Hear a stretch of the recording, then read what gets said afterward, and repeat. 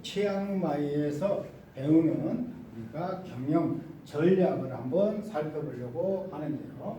자, 치앙마이에 가서 보니까 우리 한국에 있는 브랜드, 소위 서울이다 이렇게 쓰고 있고요. 그 다음에 여기에도 전부 다 이렇게 한국에 이렇게 이름들이 있는 그런 간판을 달고 있습니다.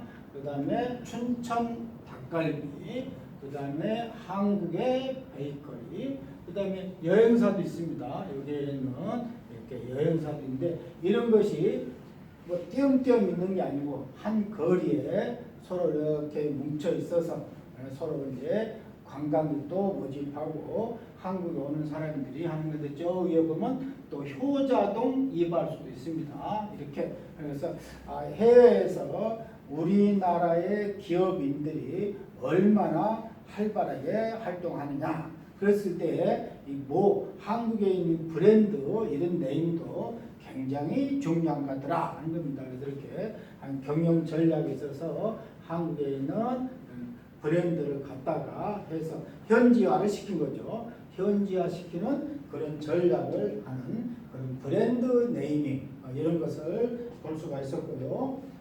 자, 마트에 가니까 세븐일레븐 마트인데요. 김치를 팔고 있는데 40바트에 팔고 있습니다. 1바트가 대충 잡아서 40원입니다. 그러면 1,600원 정도 되는 이런 김치를 팔고 있고요. 이것은 뭐 태국 문화를 한번 보려고 하는 건데, 자, 그러니까 우리로 말하면 이제 그러니까 뷰티샵이죠. 뷰티샵인데 컷 자르는 것이 120바트니까 한 40 하면은 한 4,800원 정도 있고요. 시간이 10시부터 20시까지 그래서 아침 10시에 문 열어서 20시까지 하는 그런 이제 하나의 태국의 문화를 보면서 우리나라하고 태국의 또 뷰티샵에 어떤 차이가 있느냐 현지화의 차이를 볼 수 있었고요.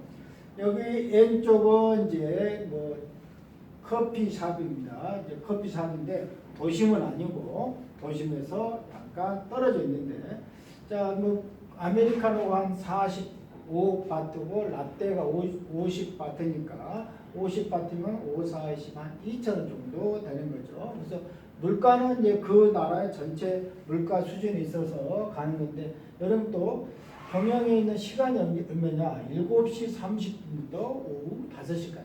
그러면 이 나라의 문화는 아침 일찍 커피를 마시고 저녁에는 집에 일찍 가는가 보다. 그것이 맞춰서 커피숍의 오픈과 그다음에 문 닫는 시간. 또 금요일 날은 영업을 안 하죠. 아마 금요일 날이 더 손님이 없는 것 같습니다. 오히려 주말이나 다른 날. 그러니까 하루는 쉬긴 쉬어야 되니까 금요일 날 쉬는 걸로 해서 이런 커피숍이 있더라는 거고요. 자, 여기서 이제 우리가 볼 수 있는 것이 여기에 이제 경영 전략의 핵심입니다. 자, 치앙마이에 가면은 백색 사원이 있고요. 치앙마이에 가면 청색 사원이 있습니다. 비교되는 것이 뭐냐? 여기는 하얀색이고 여기는 하늘이 청색입니다. 저기에 있는 귀하가요. 지붕이. 그러는데 우리가 보통 사원 뭐 태국 같은 데 가서 보면 뭐 베트남도 그렇고요. 사원 가면 굉장히 수백 년, 수천 년 되는 그런 사원인데 요건 근래 만들어졌어요. 근데 굉장히 유명하고 사람이 많습니다. 여기에 들어가는 입구인데 하나의 극락이나 천당이나 이렇게 간다는 걸로 스토리텔링 그렇게 얘기를 만들어서 사람들이 들어가게끔 만듭니다.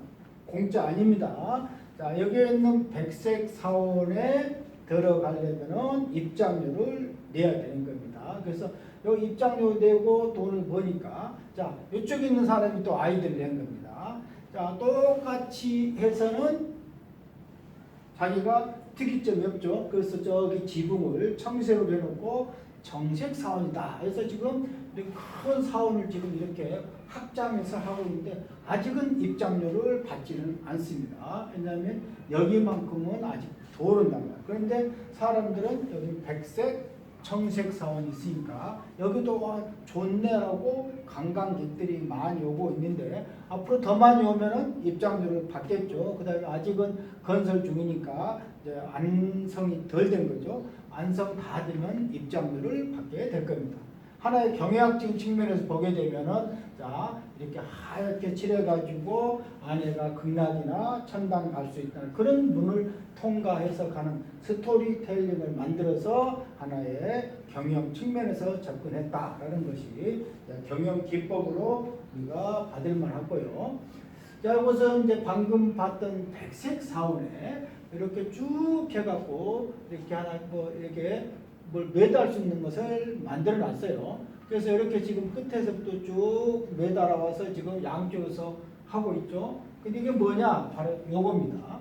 자, 여기는 어떤 사람들이 와서 자기들 좋은 소원 같은 거 빌고 이름도 써서 여기다가 다는 겁니다. 공짜가 아니죠. 당연히 돈 내야 되겠죠. 그래서 돈 내고 하니까 백색 사원 입장에서는 입장료도 받고 이런 것도 팔아서 하는데 또 저렇게만 하느냐 이런 모양도 만들었어요.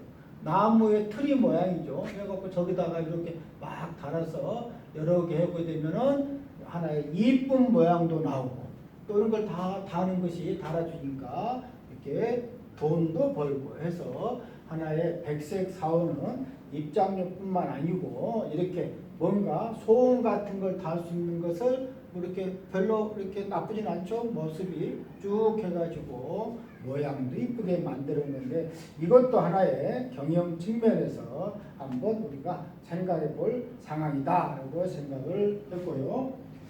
자, 이것은 뭐 태국 문화인데 뭐 태국에는 화장실이 그렇게 많지가 않으니까 어디 관광지 가는 데는 오바트를 받고 화장실을 들어갑니다. 오바트니까 한 200원 정도 되는 거고요. 이것은 이제 태국하고 미얀마하고 라오스입니다. 그래서 태국, 미얀마의 라오스 그 국경지대를 트라이앵글이라고 얘기를 합니다. 그래서 이런 트라이앵글, 자 여기가 트라이앵글이에요. 삼각주라고 하죠. 그래서 태국, 미얀마, 라오스 이렇게 해가지고 여기를 이제 경제 중심지로 키우자고 하는 것이 두 나라가 그렇게 하고 있는 거죠. 그래서 이게 메콩강인데, 자, 메콩강의 저기 상류 쪽을 보게 되면 여기가 미얀마입니다. 그래서 미얀마도 자, 태국하고 접경 지역에 뭔가 새로운 경제 중심지를 만들려고 하고요.